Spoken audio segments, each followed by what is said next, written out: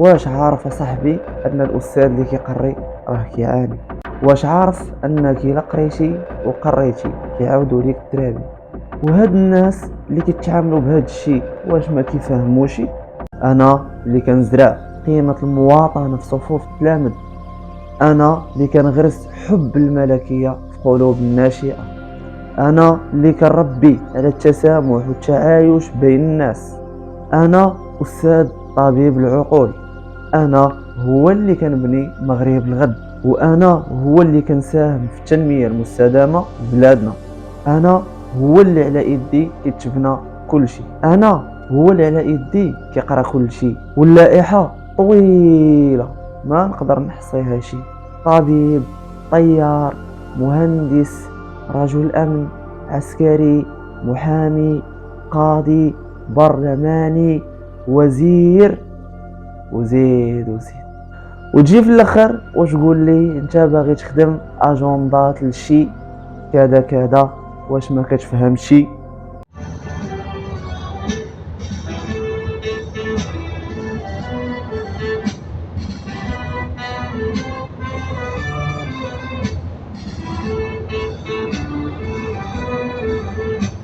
سلام سلام لمن ما ظلم، وألف سلام لحر أبي، لا نرضى بذل ولا نستكين. كيف ماكش عارفوا الشباب المغربي كل واحد فينا عنده حلم ديالو باغي يوصل ليه. انا من الاشياء اللي كانت عجباني كنت باغي نولي استاذ، وهذا الشيء اللي غادي يتحقق ان شاء الله بعد المسيره الطويله اللي قضيت في المدرسه العموميه وفي الجامعه ومن خلال التجارب ديالي في الحياه. غنستطيع انني غنجح في مباراه التعليم وغنولي استاذ، ولكن واش استاذ في اطار الوظيفه العموميه؟ لا، استاذ متعاقد. استاذ متعاقد، تعاقد اللي تعني بزاف ديال المعاني، اللي تعني ضرب مجانيه التعليم.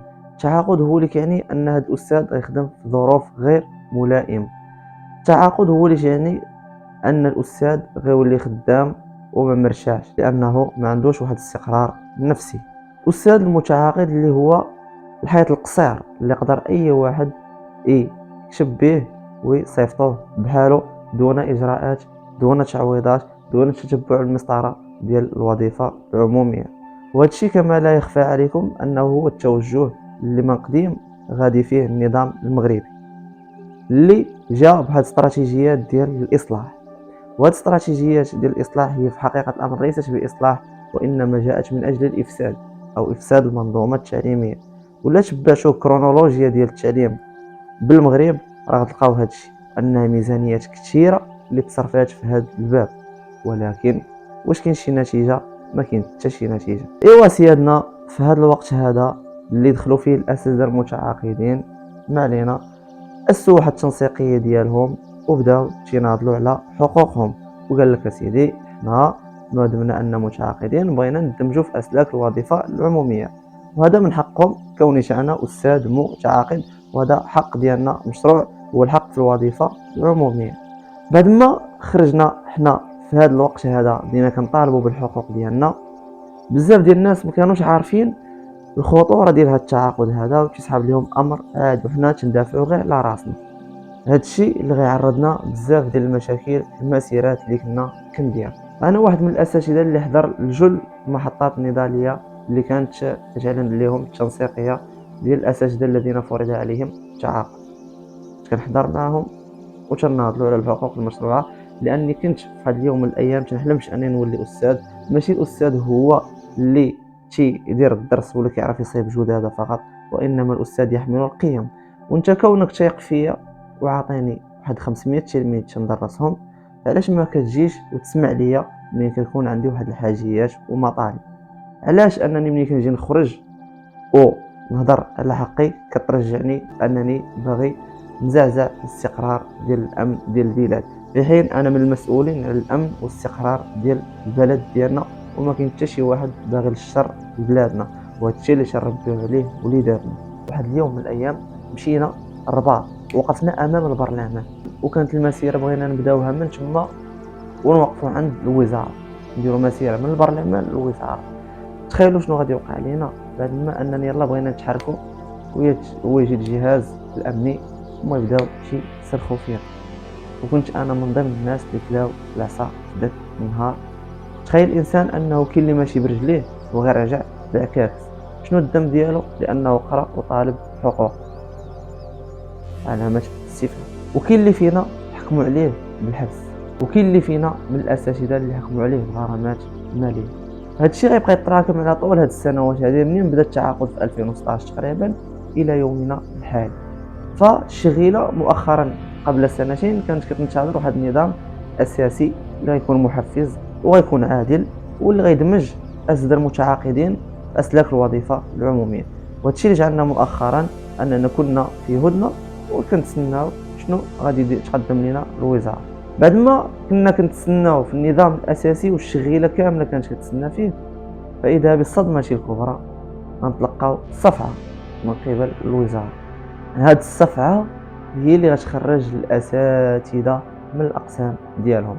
الشغيلة التعليمية بمجرد أنها طالع عليه حقدات، ما عجبهاش الحال وانتفضت على هذا النظام الأساسي، وأصبح الكل يتحدث في وسائل التواصل الاجتماعي أننا لن نقبل بهذا النظام وهو نظام المآسي. فخرج الكل حاقدا دون أي تنسيق. أؤكد على هذه القضية، دون أي تنسيق، يعني كل منا دعته نفسه إلى الخروج للشارع لرفضه لهذا النظام بلا ما ادعي له حتى شي تنسيقية. فكان ذلك اليوم هو يوم الانتفاضة ويوم الشرارة ويوم الحرارة. 5 أكتوبر اللي هو اليوم العالمي للأستاذ، تما الأساتذة غينتفضوا وغيخرجوا للشارع وغيغوتوا. شكون اللي غيخرج هنا؟ مابقاوش خارجين غير المتعاقدين، وإنما يخرجوا حتى اللي كانوا مرسمين، لأن النظام تيمسهم بجوج. وهنا وقع ما لم يكن في الحسبان، أن الأطر الأكاديميات أو الأساتذة المتعاقدين غادي يتوحدوا مع الأساتذة المرسمين في سابقة من نوعها ما عمرها ما كانت ولا رب ذرة نافعة. هذا الشيء اللي خلى الجسم التعليمي يحيا، ترجع ليه الروح وتقوى من جديد ويفرض الوجود ديالو. هنا ملي خرجوا الأساتذة ما عمرهم كانوا طالبوا بالزياده في الاجور اللي هي خصها تكون نظرا للتضخم اللي كاين دابا، ولكن عمرهم طالبوا بها. ولكن منين الوزاره صعدات، الاساتذه هما صعدوا ووضعوا واحد الملف مطلبي اللي هو حق مشروع اللي كانوا ساكتين عليه من شحال هذه. في الوقت اللي كان خصك تخرج نظام اساسي محفز وتشجع الاساتذه يبقاو مستمرين في العمل ديالهم ويكونوا فرحانين وبخير ويزيدوا بالبلاد قدام، زدتي كفستي الاوضاع اكثر من اللي كانت عليه. واش بغيتي الاسد يبقاو ساكتين؟ ما يمكنش يبقاو ساكتين، فخرجوا هضروا. ومنين خرجوا دابا داكشي اللي كانوا ساكتين عليه شحال هادي ومضرين منه ولاو كيطالبوا به. هادشي اللي خلى الاساتذه يقولوا اننا ما غنرجعوش الاقسام الا بعد ما انهم يحققوا لنا المطالب كامله الفئويه. اجيو دابا تشوفوا معايا الاستاذ كيفاش كيسافر ويطالب بحقه وشنو هي الصعوبات اللي يعاني منها قبل تنقله. اجيو معايا تعيشوا دابا اللحظات اللي تمروا منها الاساتذه في الوقت اللي كانوا خصو يكونوا فيه في الاقسام، والوقت اللي كان خصو يفكر شنو الدرس اللي غيدير غدا ويوجد الجدده ديالو وشغله ويصحح الاوراق اللي عنده وكذا. فاصبح الاستاذ يفكر فاش خصو يمشي غدا، شنو خصو يدير. هذه من هنا هادشي اللي غنشوفوه دابا. في الوقت اللي كنت مقرر انني غنمشي مع شي اصدقاء ديالي، الا انه غيطرا مشكل واحد فيهم اللي هو كان صاحب السياره، ان الاخت ديالو مرضات، وبالتالي قررنا اننا ما غاديش بقيناش غنمشيو تما. ولكن تنادم معايا الحال وقلت ضروري خصني نمشي عند خوتي تما نوصل عليهم. في نصاصات الليل جيت عند الاخ ديالي حمزه اللي قطع لي ورقه عن طريق الانترنت، وبالتالي بعد ما قطعت الورقه ديالي رجعت للدار وما جانيش الناس ديك الليله لانني خاصني نمشي الصباح، ضروري خاصني نمشي. المهم الناس طار عليا ما شفتوش، فقررت انني اش غادي ندير، نوض نقصر ليا شويه ونبدل الجو ونحايد الضغط اللي مارسوه علينا، لان صراحه الاساتذه راه كيعيشوا فواحد الضغط رهيب ديال هذا النظام الاساسي الجديد وعليه. فقررت انني نبدل الروتين شويه. بعد ما نعست فقت الصباح ولله الحمد ادينا الواجب اللي علينا، وما تنساوش اخوتي تاديو الصلوات ديالكم. بعد ذلك قريت ما تيسر من القرآن، الله يتقبل منا ومنكم جميعا. فما تنساوش كذلك أنكم قبل ما تخرجوا للأعمال ديالكم تقراو ما تيسر من القرآن، فراه هو اللي غيبقى معك إن شاء الله. لأن الإنسان إذا مات كل شيء كيمشي الا الاعمال ديالك اللي كتبقاو من بينها قراءة القرآن.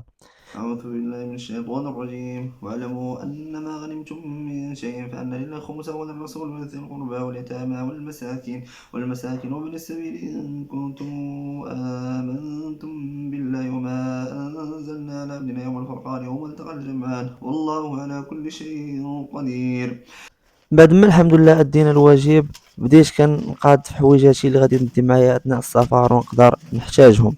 نزيت معايا الميكرو اللي نقدر نسجل به، نزيت معايا شي حويجات ديال عندهم علاقه بالملابس، لانني نضطر انني نبات تما نكري تما شي ليله عاد نجي الغد ليه. فزيت معايا اللوازم اللي غادا تخصني. وفي هاد اللحظات بديت كنشوف اش من بدله غادي ندي معايا ناضل بها.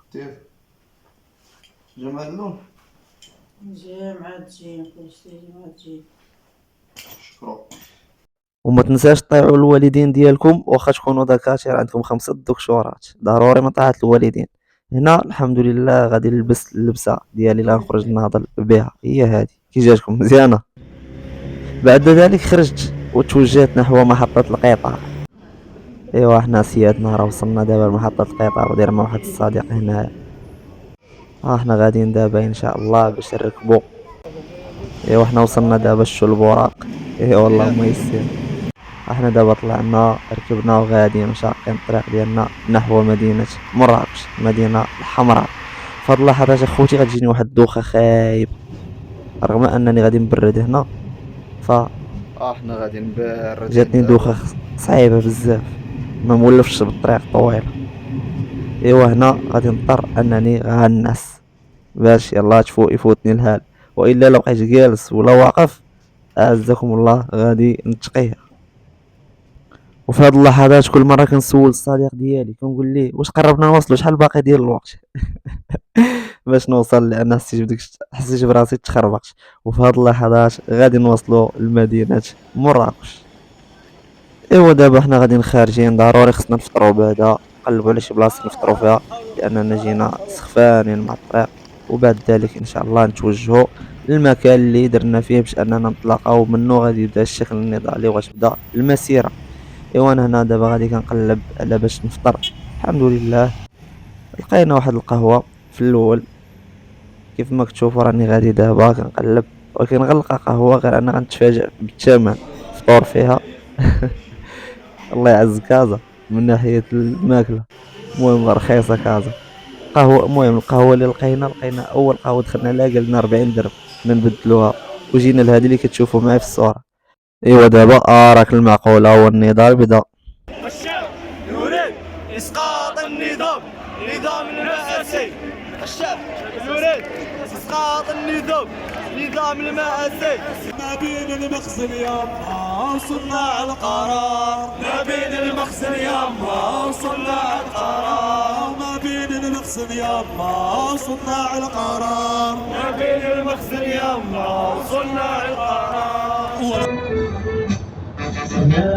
سلام لمن ما ظلم وألف سلام لحر أبي. فنرضى بدل ولا نستكين ونرفض هذا النظام الردي، نظام المآسي وأي نظام يدين الولاة نظام شقي.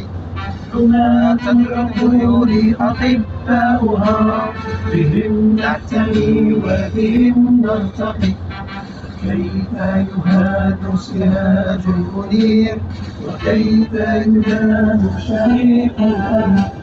وزير القطاع أخو وأتبع وإلا فعد شجعان استاذ تبارك الله عليه راه عيان مريض وجا.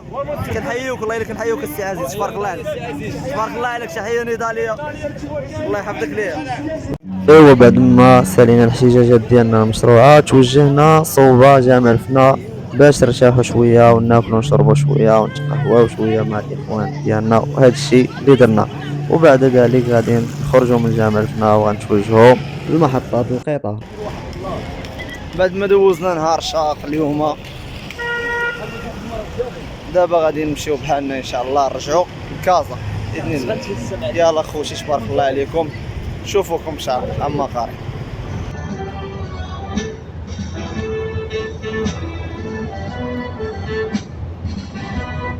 الله يعاونكم الشباب، تبارك الله عليكم جميعا.